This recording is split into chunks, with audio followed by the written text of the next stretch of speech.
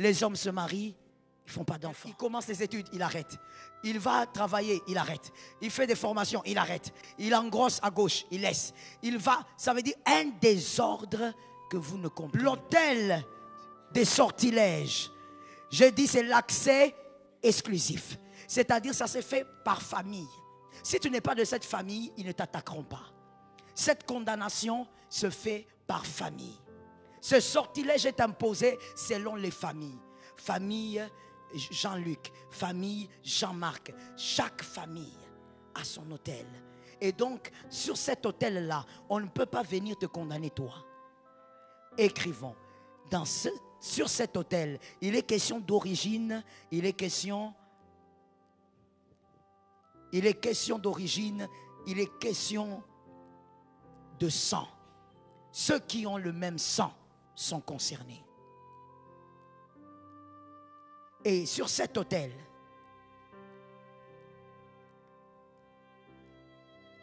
comment procède-t-il dans le monde de la sorcellerie? Voici comment il procède.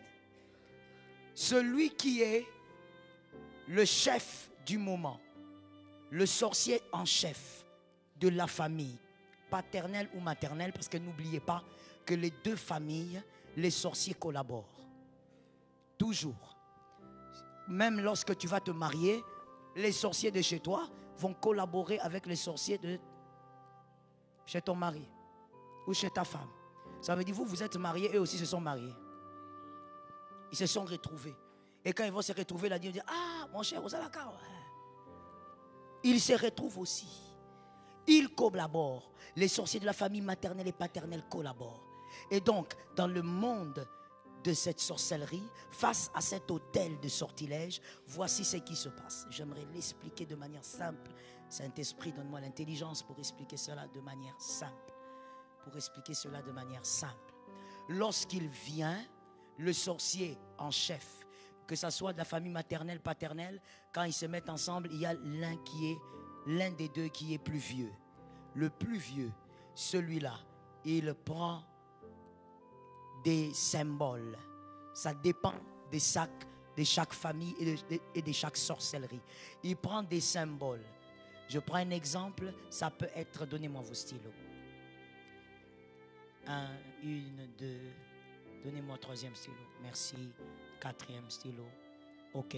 Ils prennent par exemple, ça c'est un exemple, ils prennent des symboles. Par exemple, ces stylos. Il vient avec comme ça et puis il dit, ça c'est ma famille. C'est ma famille. Quand il dit ma famille, il parle de tous ceux qui ont son sang. Il vous pose sur l'autel et il dit, voici toute ma famille. Et quand il faut déclarer une malédiction, les autres sorciers l'aident à déclarer la malédiction sur toute la famille qu'il a présentée. Voilà pourquoi lorsque nous sommes au moment des offrandes, prends ces moments-là très au sérieux. Parce que ce que tu ne sais pas, c'est que et dans le monde divin et diabolique, on présente toujours la famille par rapport à quelque chose. La famille est toujours symbolisée par quelque chose. Et donc sur cet autel, il présente. J'ai vu un sorcier qui, lui, malheureusement, il est mort avec sa sorcellerie. Je donne ça à qui? Merci, aidez-moi. Il est mort avec sa sorcellerie parce que lui ne voulait pas l'abandonner. Lui disait que dans le monde sorcellerie, quand il a mené sa famille, il représentait sa famille par des billes. Vous voyez des billes que les enfants jouaient à une époque?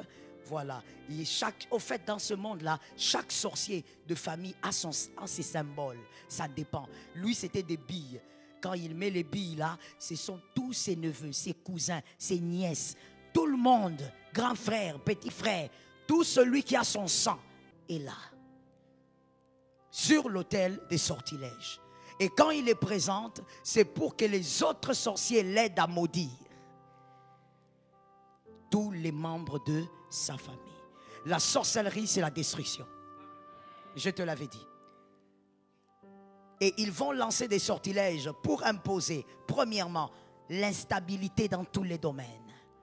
Généralement, sur l'autel des sortilèges, c'est l'instabilité dans tous les domaines.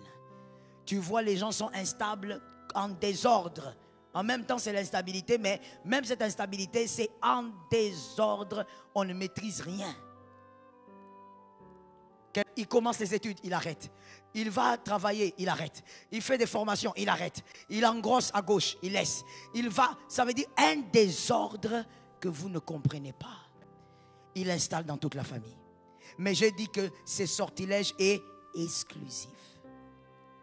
Ça reste seulement pour ceux qui ont le même sang. Ainsi même quand tu mets au monde et que ton enfant n'est pas sécurisé, l'enfant est directement sur la liste.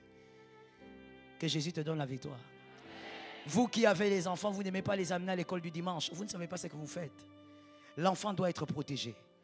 L'enfant doit être sécurisé. Que Dieu te donne la victoire. Il lance les sortilèges aussi sur la fécondité. Une stérilité généralisée. J'ai déjà dit, face à l'infertilité, on croit.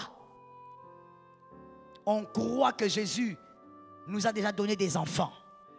Yes. On ne prie pas pour ça, je veux te choquer. Non. On prophétise, oui, mais on ne prie pas. Parce qu'il est écrit, dans ma maison. Dans ma maison. Dans ma maison. C'est déjà une promesse. Tu veux maintenant faire comment? Hein? C'est comme si, s'il vous plaît, donnez-moi la bouteille. Vous venez justement de me donner la bouteille. Et après, je commence encore à vous supplier. S'il te plaît, donne-moi la bouteille là, non? S'il te plaît. Mais on a déjà donné. Pour la fécondité, on ne prie pas. On prophétise. On donne des offrandes. On croit qu'on est féconde. Est-ce que quelqu'un m'entend? Même qu'on appelle les femmes fécondes ici à 11h, ce n'est pas pour prier, c'est pour prophétiser. Dieu a déjà dit, il n'y aura pas de femmes stériles. Tu demandes ce qu'on t'a déjà donné? Ça ne se fait pas. Mais lorsqu'il y a le sortilège de l'autel, justement des sortilèges, ils vont lancer l'infertilité. Les hommes se marient, ils ne font pas d'enfants. Problème sur problème, que ça ne tombe pas sur toi. On fait des examens.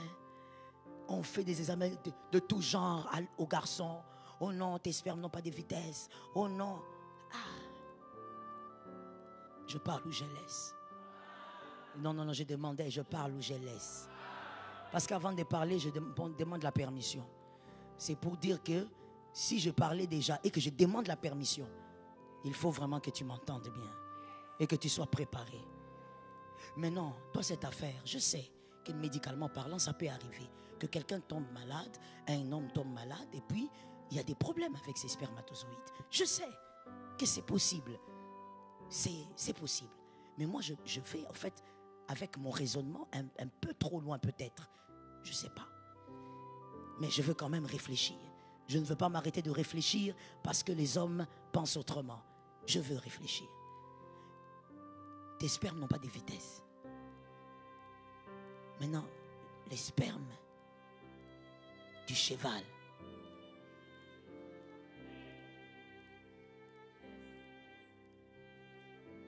Je peux avancer, hein? Merci mon fils, tu m'as encouragé. Les spermes du chien. Les spermes du chat. Il va où? Dans quel hôpital? Toi, on t'a mis au monde. On t'a fait grandir. On t'a nourri. Et puis tu viens, tu me dis, oh maman, les spermes sont ralentis. Ça veut dire, ils ne roulent pas à vélo. Ah. Mais je regarde les animaux. Gratuits. Gratuits. Je t'avais dit dernièrement, je vais castrer ma chatte d'ailleurs. Parce que la manière dont elle me bat, on a peur qu'elle meure. Non, je t'ai dit par moi, je ne sais pas combien de fois elle tombe enceinte, ma chatte là. Mais toi, qu'est-ce qui se passe? J'essaye seulement de réfléchir. L'apôtre Paul nous a appris que quand on réfléchit entre nous, regardons aussi la nature. C'est ce qu'il nous a appris. J'utilise seulement une écriture qui dit que regarde aussi un peu la nature qu'elle t'enseigne. Quand toi tu as des maladies comme ça, frère, et on te dit que voilà, à cause de ça, tu ne peux pas mettre au monde, ou bien il faut que, papa, tu commences à prendre des médicaments. Certains médicaments te changent même la peau. Je parle aux frères, est-ce que vous m'écoutez bien?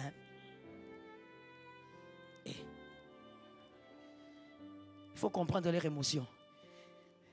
Certains, maman n'avait pas appris ça. Donc quand moi je parle, ils sont un peu dépassés. Vous êtes dépassés? D'accord. C'est quoi? Tu prends des médicaments, tu prends aussi, la vitesse aussi ne vient pas. Ah, ce n'est pas possible. Et dans le mariage, vous verrez qu'une femme dit, je suis fatiguée, je vais le quitter. Maman, ne dis pas ça. Tu vas les quitter pour ton... Ah, comment tu vas dire aux gens pourquoi tu es parti? Vous voyez un peu là, hein? Moi, ça s'appelle mon amour tout. C'est quand même l'enfant aussi de quelqu'un. La honte là, tu vas exposer les garçons d'autrui. Hein? C'est mieux même de dire non, je n'en peux plus parce qu'il est impoli, il est arrogant. Mais maintenant toi, les parents du garçon vont demander, maman, tu pars pourquoi? Bon, papa, ça ne va pas. Oh. Même le papa est dépassé. Mais c'est quoi? On n'arrive pas à dire. Pourquoi tu normalises? Est-ce que tu es obligé?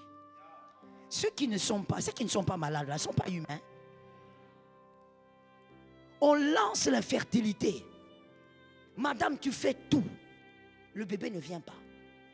Entre un peu dans les mondes des esprits. Est-ce que quelqu'un m'entend bien? Lorsqu'une femme qui a un problème de fertilité vient me voir, je lui pose la première question. Est-ce que tu as vu les médecins? Oui. On a dit quoi? On a dit ça. Ok. Maintenant, on entre dans les domaines spirituels. La sorcellerie bloque aussi la fertilité. On vous lance ça dans une famille et vous devenez comme ça. Vous savez, l'infertilité de la femme, très souvent, il peut être exposé. Vous pouvez même en parler en famille. Vous pouvez même prier. Mais quand c'est l'homme, on ne parlera pas. Et généralement, beaucoup de femmes portent l'infertilité de leur mari sur leur dos. On accuse la femme, mais c'est l'homme qui a le problème. Et la femme porte ça. Comme on lui a dit, serre le cœur. Elle porte. Tout le monde lui dit, ah, toi aussi. Et des fois même, c'est la maman même du garçon qui parle. On revoit ta tête. Et la fille regarde seulement comme ça, elle regarde cette maman ici. Si elle savait que son fils était un jouet, un Barbie. Mais la femme fait quoi? Elle porte. Oh, on peut en rire, mais ce fléau est réel. Je dis à quelqu'un, voilà pourquoi je dis toujours aux célibataires, fais plus que ceux qui sont mariés. Toi, tu es célibataire, tu ne sais pas. Celui aussi que tu vas aller attraper là-bas, tu ne sais pas. C'est le moment. Que Jésus te donne la victoire.